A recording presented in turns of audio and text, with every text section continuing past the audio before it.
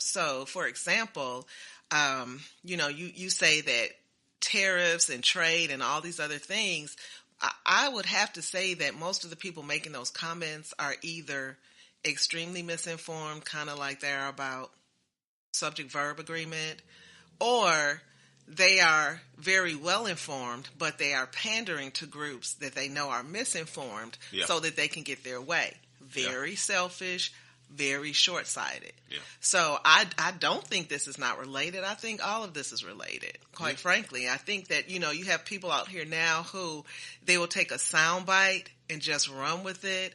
And it almost reminds me of the whisper game. Do you remember the whisper game where you sit in a circle and the one person would say something, that they would say the thing.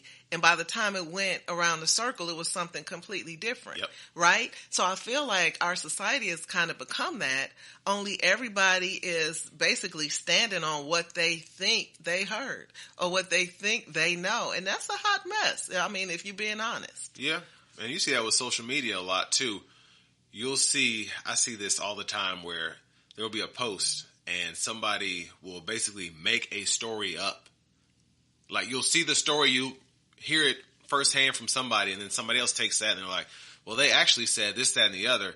And instead of actually investigating for 15, 20 seconds to see if it's true, people are over here writing whole paragraphs about how this person is terrible. This is why they don't listen to Taylor Swift's music anymore.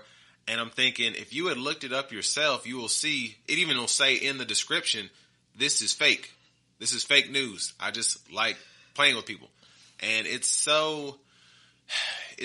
really sad because I think part of it is we become so busy as a society, just whether it's with nonsense or with work or whatever, that we don't feel like we have time to investigate this or look into that.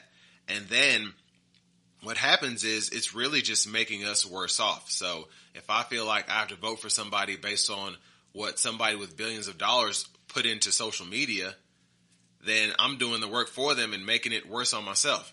And that's kind of what we're looking at right now, I think. Yeah, I hear you on that. I'm not sure that we've become too busy, though. I mean, if you think about it, we are in a society where you can say something and your phone will call someone. You don't have to stand there and push buttons or even worse, spin something and wait for the rotary to come back around so you can, you know what I mean? We are in a microwave society where you can even get borderline gourmet meals that you can just pop into your microwave and you're eating in a couple of minutes. I don't know that we've gotten too busy. Again, I want to go back to something you said earlier when we were talking about the English language being cool. I remember when being intelligent was cool. And I'm not talking about, people see letters behind my name or whatever. They're like, oh, you think everybody needs to go to school? No, I'm talking about people's grandpas with a 4th grade education that will borrow somebody else's newspaper from the day before and read it cover to cover just so that they had something they could digest and think about and give thought to.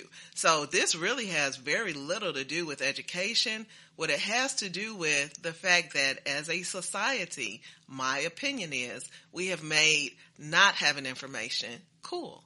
We have made being borderline dumb cool. And now we vehemently defend being stupid.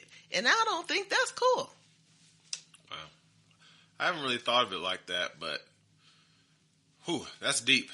That's pretty deep.